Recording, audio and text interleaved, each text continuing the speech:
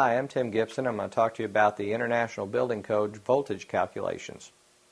Now, the International Building Code is a code that's been adopted by a majority of the municipalities across the country. And one of the requirements it covers in there are the building standards for electrical circuitry in your house. Now, part of that is it covers some general information on voltage calculations. And even though there's really not any specifics in there as far as minimum voltage requirements, there is some language that basically specifies that the electrician needs to ensure that any circuits that are run throughout the house will meet the minimum requirements of whatever appliances may be located on that circuit.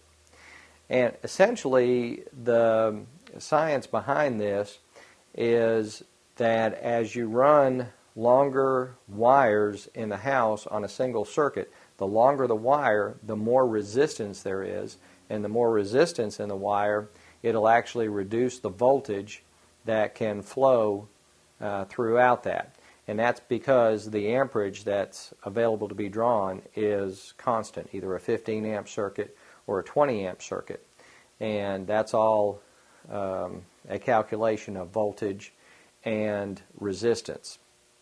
So what is required when plans are submitted on the electrical side of it is that voltage calculations need to be conducted on each circuit that is in the housing diagram to assure that, such as in a kitchen circuitry, that if you were to plug a refrigerator in that receptacle, then there would be an adequate amount of voltage to run that refrigerator.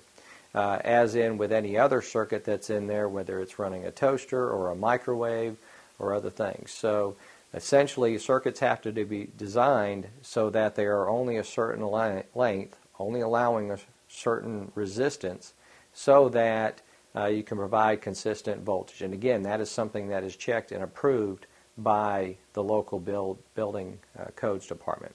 So I'm Tim Gibson with some information on the International Building Code voltage calculations.